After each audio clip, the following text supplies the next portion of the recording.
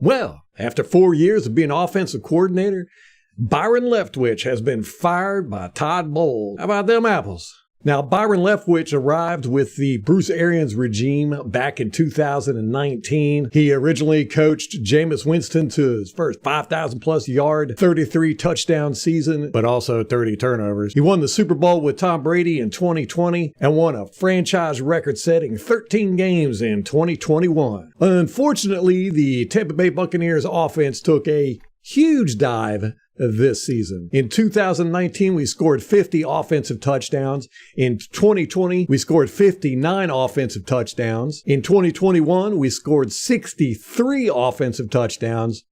This year, in 2022, we only scored 32 offensive touchdowns. That is a crazy drop in production. In 2019, we scored 28.6 points per game. In 2020, we scored 30.8 points per game. In 2021, we scored 29.9 points per game. But this last season, in 2022, 18.2 points per game. I mean, those are just crazy drop-offs in production, no matter how you spin it. Now, there are many excuses that could be attributed to this fall-off in production. I mean, first you had the injury to Ryan Jensen, our starting center in training camp, that took him out for the whole season. You had retirement of Ali Marpet, Rob Gronkowski, Pro Bowl players, won a Hall of Famer for sure. You had the offseason and off-field issues with Tom Brady going through his divorce and the FTX scandals. But an offensive coordinator must overcome all those issues because they're going to happen. Now, many pundits decry Leftwich's running of the offense this year. They point to run game inefficiency, especially the stubbornness to run the ball on first down. This reminds me of the 1990s Buccaneers. Everybody was crying about the same thing. His lack of play action, his lack of pre-snap motion, his lack of running the hurry up and 2-minute offense. And finally, everybody got their wish. Byron Leftwich is gone. But let's talk about the real reason why there was such a huge drop-off in production. When Bowles was given this job late in the offseason, he talked about two things he wanted from the offense. He wanted a more run-heavy approach, and he wanted greater time of possession. He felt that he needed these things because he wanted the defense to be more fresh. He's a defensive-minded coach, so he wanted his defense to be better and the offense to hold the ball longer so his defense doesn't get tired out so much. Unfortunately, Leftwich failed on both accounts. Bucs were 28th in the league in time of possession. They were 48.17% in time of possession, which is about the same they were in the Super Bowl year 2020. Now, there's been a lot of talk about how Bowles came in late.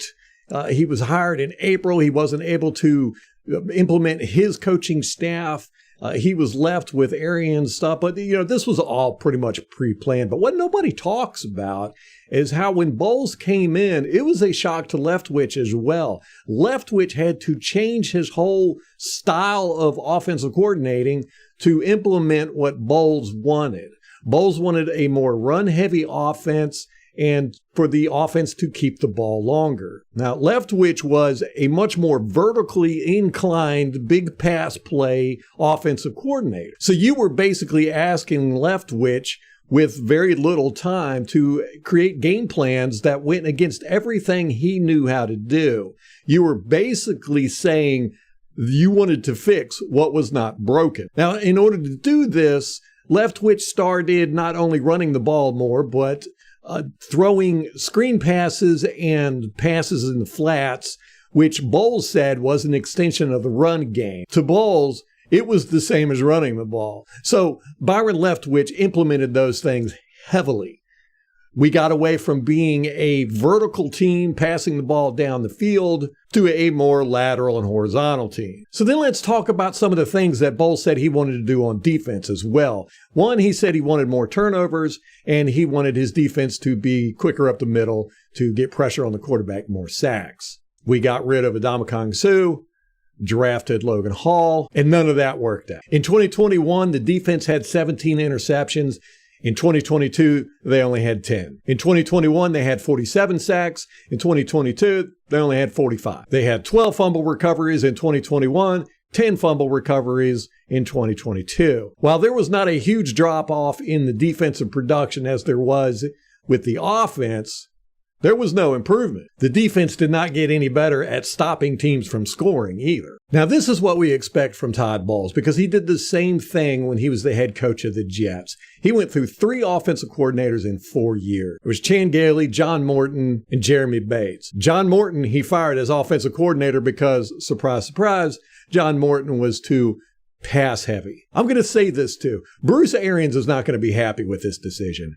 Bruce Arians is extremely, extremely loyal to his coaching staff. He has never fired a coach, ever. He says he never will. He said if a coach is underperforming, he'll move them around to different positions, but he will never, ever fire a coach. And he never has. Byron Leftwich was Bruce Arians' hand-picked offensive coordinator. He raved about Byron Leftwich all the time. Now, Bruce Arians met with the front office and ownership to talk about this firing of Byron Leftwich.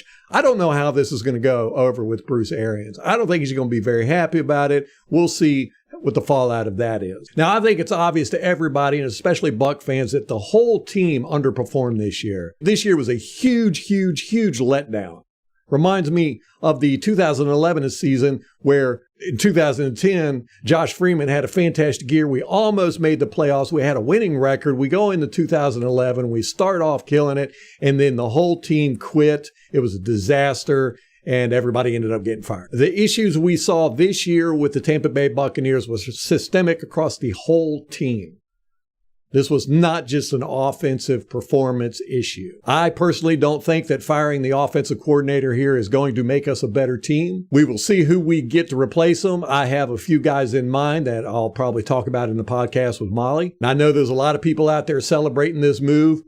Me, I don't know. I think it's basically throwing the baby out with the bathwater. We saw that Byron Leftwich can perform at a high level with his offensive coordinating. He won us a Super Bowl. Todd Bowles came in, asked him to change what he was good at doing, and it was a disaster. So to sum this up, it is what it is. Byron Leftwich is no longer the offensive coordinator of the Tampa Bay Buccaneers. Todd Bowles is apparently going to remain the head coach. So no matter what you expect going into 2023, I think we're going to get a lot of the same, except we can expect definitely a much more run-heavy offense no matter how this goes. I think it's quite obvious that the era of the high-flying offense of the Tampa Bay Buccaneers is a thing of the past. Hopefully Todd Bowles will be able to win with that philosophy, but we'll see.